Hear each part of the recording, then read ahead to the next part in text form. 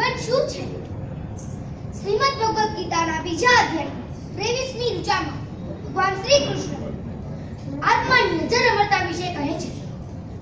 નૈનમ છિંદંતિ શસ્ત્રાણિ નૈનમ દહતિ પાવકઃ નૈનમ ન ચૈનમ ક્લેદયંતિ યાપો ન શોષયતિ મારુતઃ. અર્થાત ન શસ્ત્ર તેને કાપી શકે છે, ન અગ્નિ તેને બાળી શકે છે, ન હવા તેને સૂકવી શકે છે, ન પાણી તેને ભીંજવી શકે છે. આવા જ એક અજર આત્માને જન્મ આપતા પહેલા માતૃશ્લા દેવીએ 14 મહાસ્વપ્નો જોયા. ત્યાર પછી 9 માસ અને 7.5 દિવસ પછી ચૈત્ર સુદ 13ની શુભ રાત્રિએ ઉત્તર ફાલ્ગુની નક્ષત્રમાં માતૃશ્લા દેવીએ ભગવાનને જન્મ આપ્યો.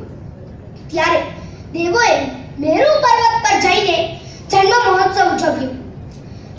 ક્ષત્રિય રાજા પુત્રનું નામ વર્ધમાન રાખવામાં આવ્યું. આ તરફ કૃષ્ણ ટચલી આંગળીથી ગોવર્ધનને ઉપાડી શકે છે, તો આ તરફ પ્રભુ મહાવીર જન્મ સમયે મેરુને કંપાવી શકે છે.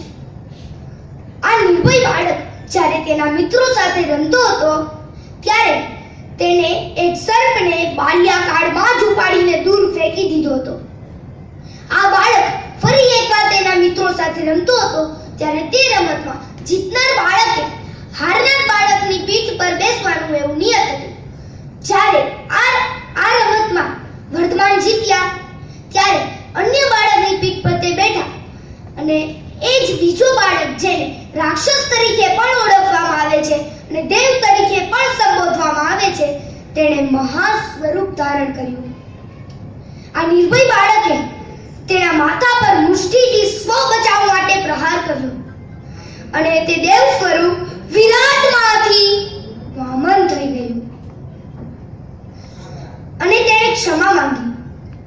આ મહાકાર્ય અને આવી જ વીર જેવી નિર્ભયતાના કારણે દેવેન્દ્રએ તેને નામ આપ્યું મહાવીર. મહાવીર યુવાવસ્થામાં જ સૌ સ્નેહીજનોનો ત્યાગ કર્યો અને અભિગ્રહ ધારણ કર્યો કે આજથી 12 વર્ષ સુધી હું મારા શરીરનો ત્યાગ કરું છું, શરીર પ્રત્યેના મમત્વ ભાવનો પણ ત્યાગ કરું છું અને આ સમય દરમિયાન જે દેવ મનુષ્ય કે જે તિર્યક સંબંધી કે ઉપસર્ગો આવશે તેને હું મારા સંભાવ તરીકે સહન કરીશ અને ક્ષમા ભાવ રાખીશ. પ્રભુ મહાવીરે 4166 દિવસના ઉપવાસ કર્યા. 5 જ્ઞાન, 8 કર્મ અને 9 તત્વ પામી ગયેલા 24માં તીર્થંકરે મોહ, રાગ અને દ્વેષ પર જીત મેળવી. તેને કેવળ જ્ઞાન પ્રાપ્ત કર્યું, અહિંસાનો સંદેશ આપ્યો અને સૌને સમજાવ્યું જીવન એટલે શું. નમો અરિહંતાણમ નમો સિદ્ધાણમ નમો અરિહંતાણમ નમો સિદ્ધાણમ નમો અરિહંતાણમ નમો સિદ્ધાણમ.